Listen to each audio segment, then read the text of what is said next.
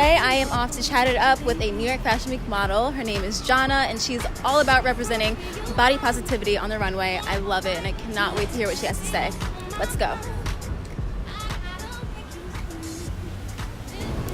All right, hey guys, I'm here with Jonna. Hi. I'm so excited to have you today. How has your Fashion Week been? Fashion Week has been crazy, but wonderful. Tell me about your journey with modeling. What made you want to get started, and where are you now? So about 2 years ago, I was in a show, and my friend said, I'd love to do your test shots. And I said, you know what? I've been wanting to do this. Mm-hmm. Let's try it. And it's been a crazy 2 years, but a wonderful 2 years of me being in front of the camera and getting to show people that you can be a model or performer or character or just simply yourself and get a chance to be seen. Live your dreams. And live your dreams. What hardships have you faced being like a full-figured model and representing that? And people will say to me, oh, you're a plus-size model, that's great, you're doing this for the industry and whatever. I'm like, yeah, and we have done stuff, but the industry has so much further to go. Yeah, definitely.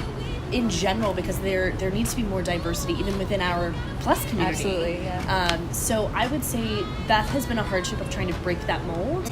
I promote a lot of body positivity in general because I think it's incredibly important, first of all, representation in general, but even as I started, I got a lot of women who were women mostly, which shocked me in the first place, but who were, considered maybe bigger than me or even more plus than me, saying, oh, you're not big enough to be body positive.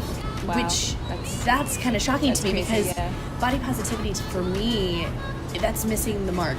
It's not just about being this size or that size. And as a model, I want to represent that and say that, I'm not attacking someone for being smaller or attacking someone for being larger, but to say that you can look at yourself, whether you're behind a camera or in front of a camera or in the mirror, and say that that's okay. So have you always been this confident? Has your modeling career helped build your confidence? Absolutely not have I always been this confident. I didn't really find this, what I like to call my, my goddess energy or my my thick girl energy or, being that confidence really. I didn't really find that until this past year when I was surrounded by people who, going to events like CurvyCon, going to events where there was a community that was built around being confident in your skin. And it wasn't really until I noticed my effect on people, and as my following grew, I really got a lot of messages from women who from around the world. One of my favorites was from Cairo, and she just wrote, thank you so much for what you do, and I'm finally able to wear something that I want to wear, or finally able to look at myself in the mirror. And once I started to realize the effect that my confidence had on someone else, I really started to try to pick it out every day.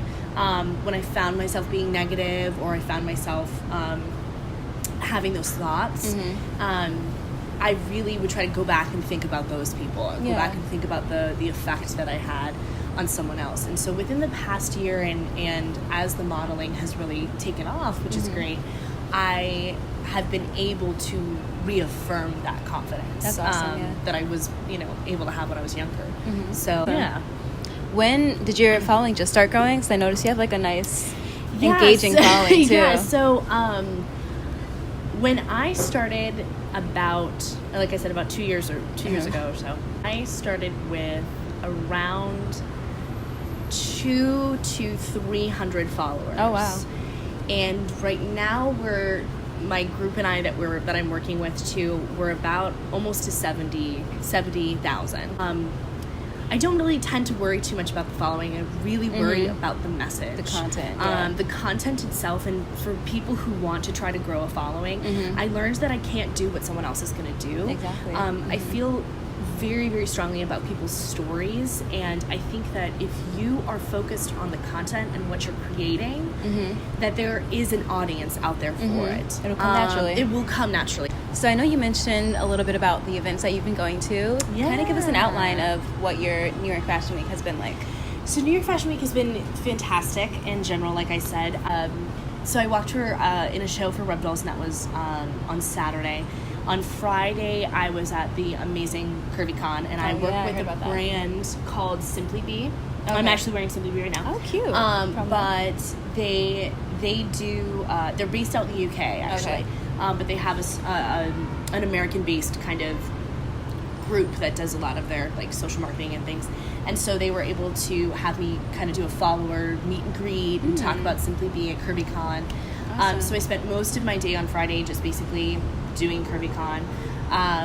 There were a couple other little events, like I went to Girl with Curves released her. Now, big thing is that she's an influencer as well. Oh, awesome. And she has worked with Lane Bryant on this fantastic collection, and it's the first time that an influencer has come up with a design, like basically come up with a line. That's awesome. So that was really, really great. I got to go to like her opening and her release of her line, and go to a couple different designers and basically their pop-up shops. So it's been going to like pop-up shops and doing that, and then also going to the runway, and I got to see the premiere of Loft's Plus division, their Plus line that they're coming out with, cool. Which was beautiful. Got to be in there, and then I'm coming up and basically finishing with Smart Glamour. So I'm finishing the show with Smart Glamour, and I've worked with Mallory now for, I want to say, close to a year, a little bit over a year. Awesome, yeah. The message that she has and brings, I mean, it's a beautiful, for me, a beautiful end to New York Fashion Week. Like, it's just such a great kind of cap to what I stand for and what I know a lot of the friends and people that I work with stand for, and it's a beautiful way to really bring out that message that really all bodies are beautiful. Yeah.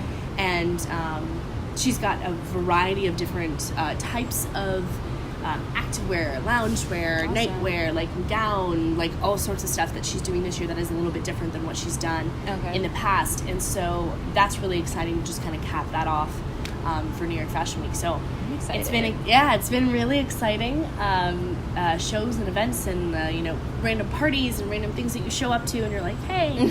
And the CurvyCon, of course, was a great way to start all of that. And then this Smart Glamour show is a great way to end it. So awesome. Yeah. So we will be there tomorrow. We'll see her in action. I'm so excited. Thank you so much for coming here and talking. Of course. Very inspiring. It's been a pleasure. Yeah. You guys can follow me too. Yes, follow her. We'll put all her information. Put all the information. Curvy_Capone.